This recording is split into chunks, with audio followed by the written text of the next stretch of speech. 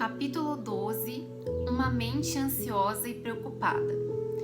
Deixa a ira, abandona o furor. Não fiquem impacientes. Salmos, capítulo 37, versículo 8. A ansiedade e a preocupação são ataques à mente que pretendem nos desviar a atenção de servir ao Senhor.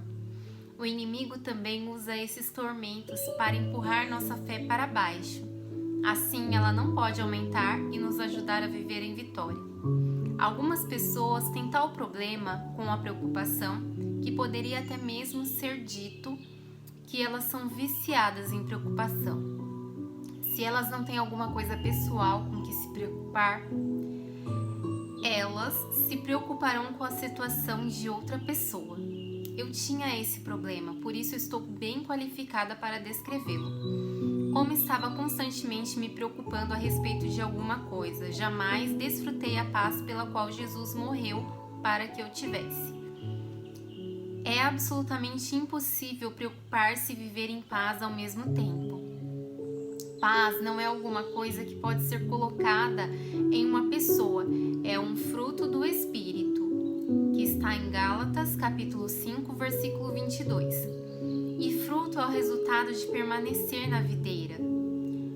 João, capítulo 15, versículo 4. Permanecer refere-se a entrar no descanso de Deus, relatado no capítulo 4 de Hebreus, como também em outros lugares na palavra de Deus. Há diversas palavras na Bíblia que se referem à preocupação, dependendo da tradução que você estiver lendo. A versão King James não usa a palavra preocupação.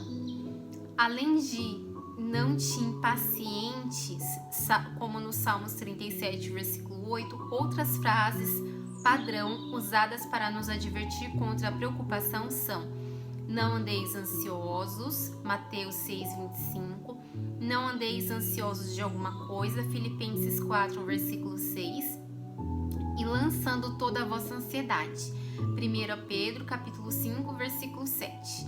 Geralmente eu uso a Amplified Bíblia, que inclui diversas versões diferentes e outras frases que se referem ao assunto. Para simplificar o ensino do restante deste capítulo, eu vou me referir a essa situação como preocupação. A preocupação definida. O dicionário Webster define preocupação como se segue: sentir-se apreensivo ou inquieto, fazer alguém sentir-se ansioso, angustiado ou inquieto. Uma fonte de inquietação contínua. Também ouvi essa palavra definida como atormentar-se com pensamentos perturbadores. Quando vi a parte sobre atormentando-se com pensamentos perturbadores, decidi imediatamente que sou mais esperta do que isso. Acredito que cada cristão é. Penso que os crentes têm mais sabedoria além de sentar-se por aí e atormentar-se. A preocupação certamente jamais torna qualquer coisa melhor, então por que não desistir dela? Outra parte da definição também me esclareceu: agarrar pela garganta com os dentes e sacudir ou lacerar como um animal, faz a um outro, ou fustigar por meio de repetidas mordidas ou dentadas. Refletindo nessa definição, fiz a seguinte correlação: o diabo usa a preocupação para fazer conosco precisamente o que está descrito acima. Quando temos uma luta com a preocupação, mesmo por umas poucas horas, é exatamente assim que nos sentimos, como se alguém nos tivesse apanhado pela garganta e nos sacudido até ficarmos completamente exaustos e dilacerados. A repetição de pensamentos que vêm e não nos deixam é como as repetidas mordidas e dentadas descritas na definição. A preocupação é definitivamente um ataque de Satanás à mente. Há certas coisas que o crente é instruído a fazer com a sua mente e que o inimigo quer se assegurar de que elas jamais sejam feitas. Consequentemente, o diabo tenta manter a arena mental suficientemente ocupada com os tipos errados de pensamentos, de forma tal que a mente nunca se liberta para ser usada para o propósito para o qual Deus a planejou. Discutiremos as coisas certas a fazer com a mente no próximo capítulo. Mas agora deixe-me continuar nosso estudo sobre a preocupação até termos a revelação total de quão inútil ela realmente é. Mateus capítulo 6, versículo 25 ao 34 é uma excelente passagem para ler quando sentimos um ataque de preocupação vindo. Vamos examinar cada um desses versos separadamente para ver o que o Senhor está nos dizendo sobre esse assunto vital. Não é a vida maior do que as coisas?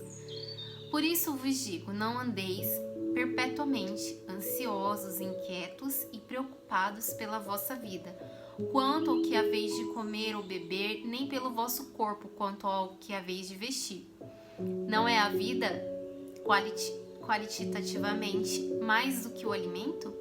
E o corpo muito acima e mais excelente do que as vestes? Mateus capítulo 6, versículo 25. O propósito da vida é ser de tão alta qualidade que a desfrutaremos imensamente. Em João 10, capítulo 10, versículo 10 também, Jesus disse: o ladrão vem somente para roubar, matar e destruir. Eu vim para que tenham e desfrutem da vida e a tenham em abundância completa até que transborde. Satanás tenta nos roubar essa vida de muitas maneiras e uma delas é por meio da preocupação. Em Mateus 6,25, nos ensina que não há nada na vida com que devamos nos preocupar, nenhum aspecto dela. A qualidade de vida que Deus providenciou para nós é suficientemente grande para incluir todas essas coisas. Mas se nos preocupamos sobre essas coisas, então as perdemos, como também a vida que Deus quis que tivéssemos. Não é você mais valioso do que um passarinho? Observai as aves do céu, não semeiam, não colhem, nem ajuntem em celeiros. Contudo, vosso Pai Celeste a sustenta. Porventura, não valéis vós muito mais do que as aves? Não valeis? Mateus 6,26. Poderia fazer bem a todos nós gastarmos algum tempo observando as aves. Foi isso que o Senhor nos disse para fazer.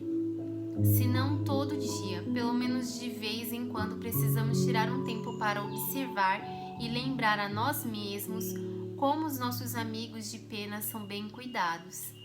Eles literalmente não sabem de onde virá a sua próxima refeição.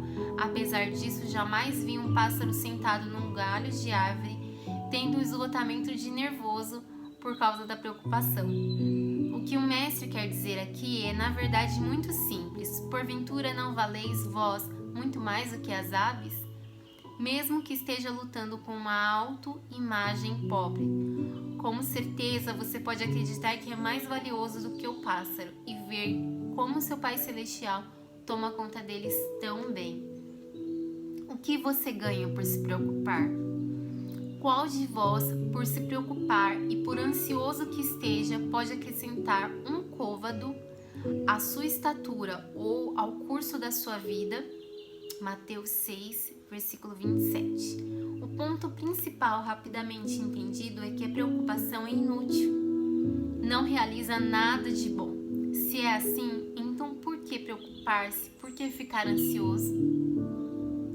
Por que ficar tão ansioso? E por que andeis ansiosos quanto ao vestuário? Considerai como crescem os lírios do campo e aprendam inteiramente como eles crescem. Eles não trabalham nem fiam. Eu, contudo, vos afirmo que nem Salomão, em toda a sua glória, excelência, dignidade e graça, se vestiu como qualquer um deles. Ora, se Deus veste assim a erva do campo, que hoje existe e amanhã é lançada no forno, quanto mais vestirá a vós outros, homens de pequena fé. Mateus 6, 28 ao 30. Usando a ilustração de uma dessas criações, o Senhor assinala que se uma flor que nada faz pode ser tão bem cuidada e é tão bonita que excede em brilho até mesmo a Salomão com toda a sua majestade, então com certeza podemos acreditar que receberemos cuidado e provisão. Portanto, não se preocupe, nem fique ansioso.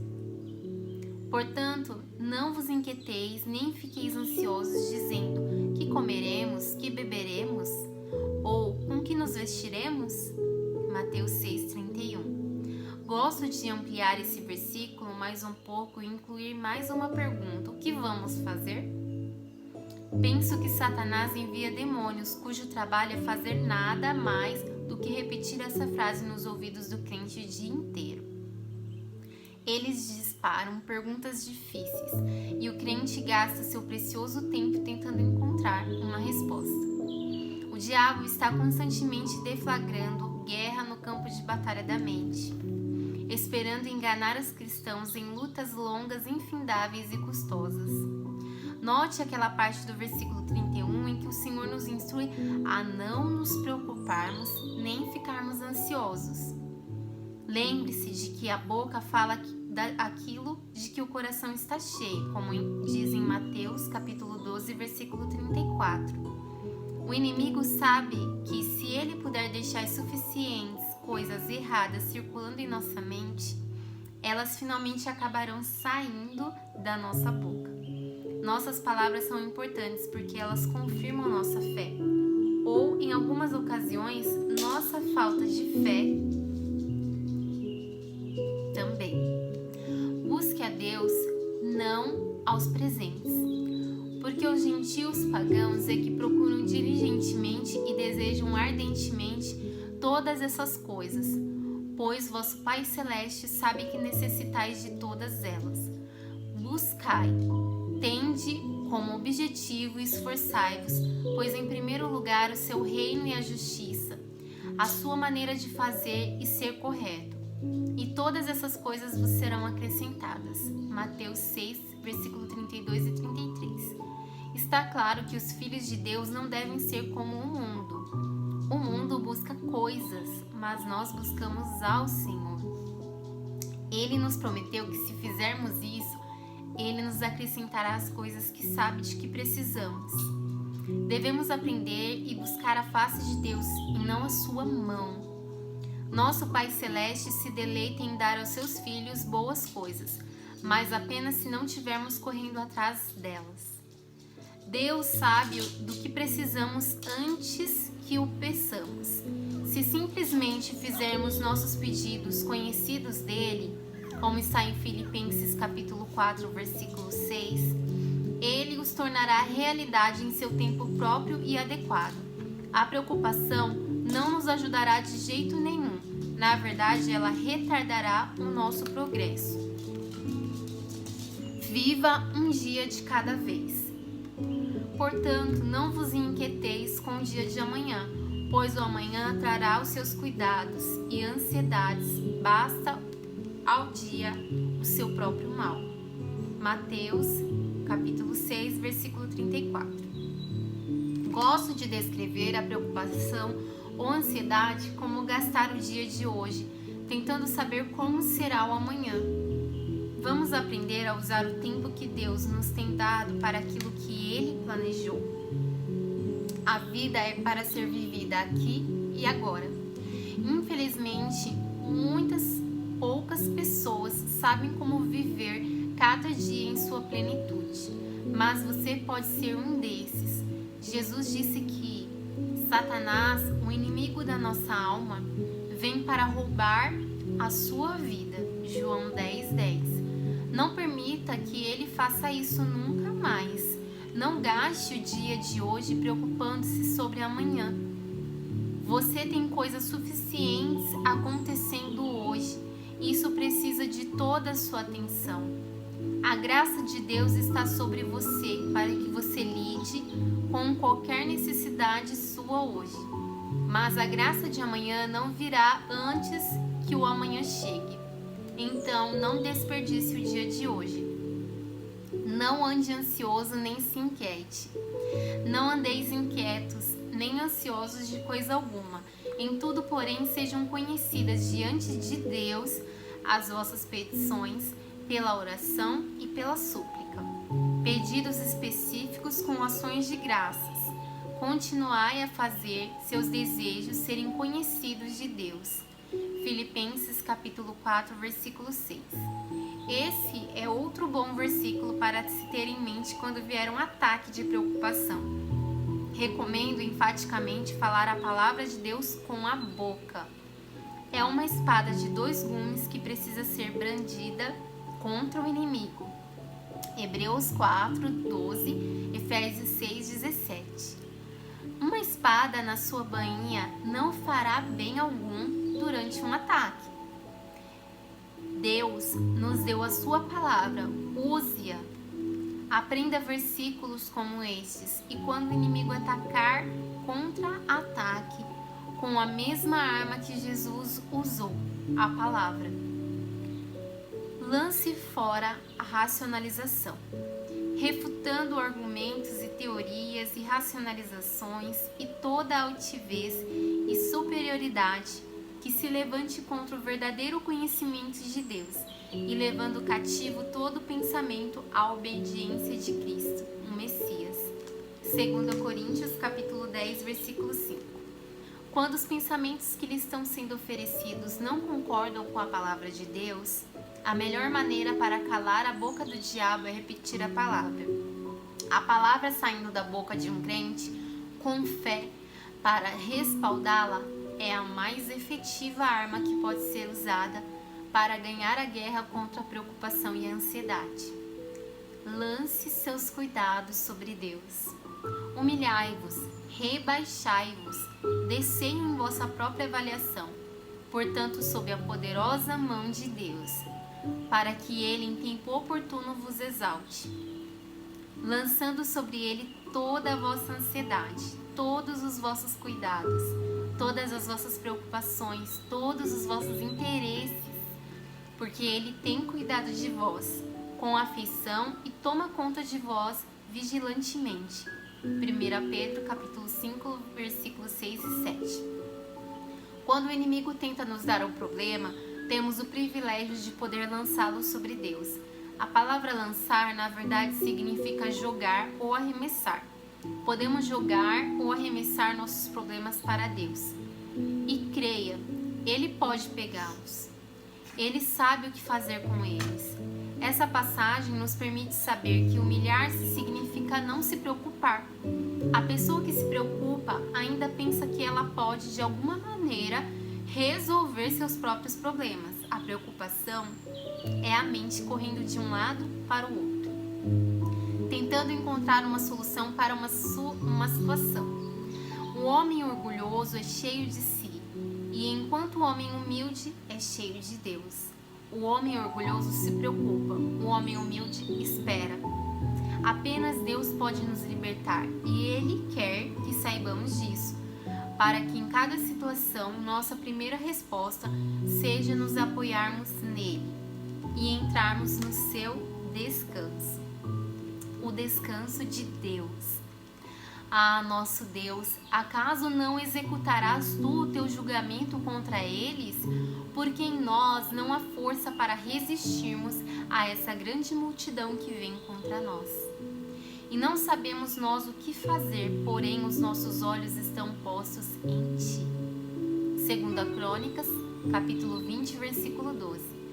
Amo esse versículo. O povo a quem ele se refere havia atingido o ponto de perceber 3 coisas como certas.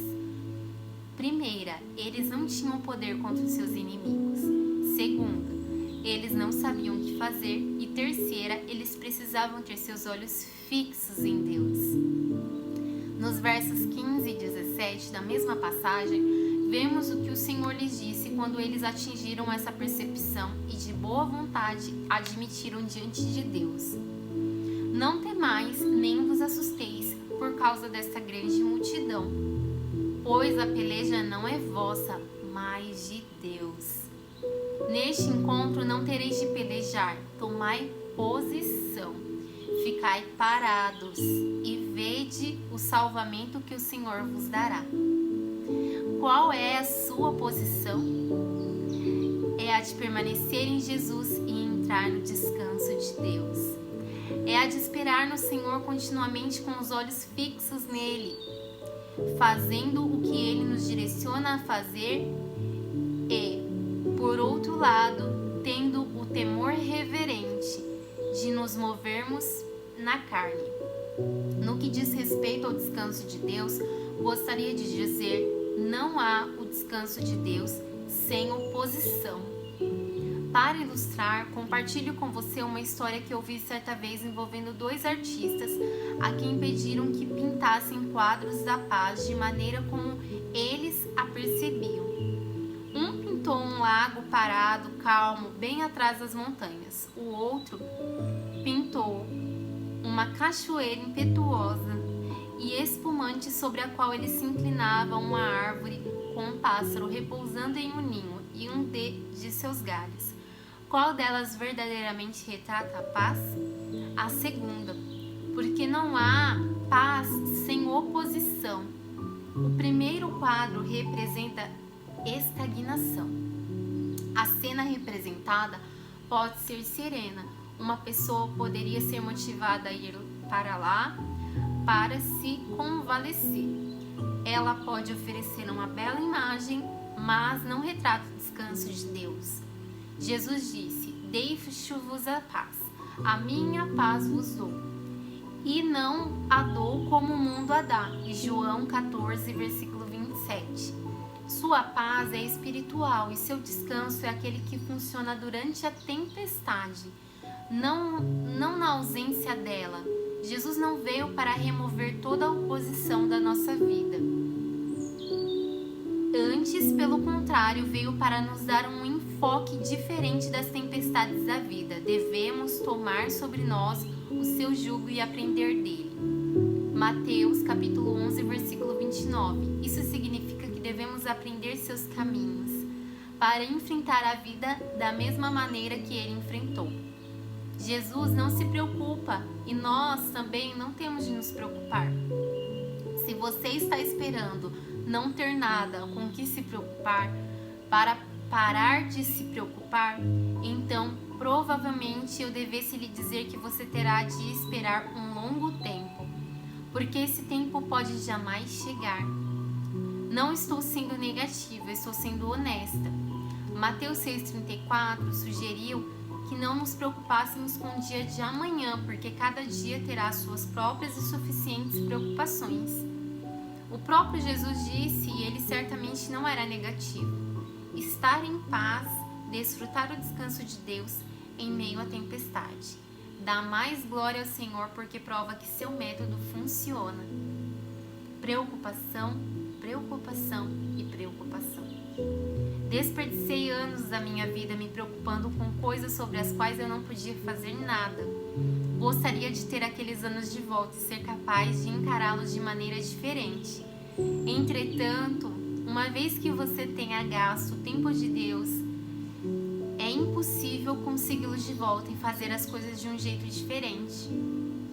Meu marido, por outro lado, jamais se preocupou. Houve um tempo em que eu ficava zangada com ele porque ele não se preocupava comigo e se juntava a mim para falar sobre todas as possibilidades sombrias se Deus não fizesse presente e satisfazesse as nossas necessidades. Sentava-me na cozinha, por exemplo, e despejava as contas e os talões de cheque, ficando mais descontrolada naquele momento porque as contas eram mais do que o dinheiro. Dave ficava no cômodo próximo brincando com as crianças, vendo televisão, enquanto elas pulavam nas costas dele e punham rolos no cabelo. Lembro-me de lhe ter dito em tom desagradável: por que você não vem aqui e faz alguma coisa em vez de ficar brincando enquanto eu tento resolver essa bagunça? Quando ele respondia: o que você quer que eu faça? Jamais podia pensar em outra coisa. Deixava-me irritada o fato que ele ousasse se divertir enquanto eu estava enfrentando uma situação financeira tão desesperada.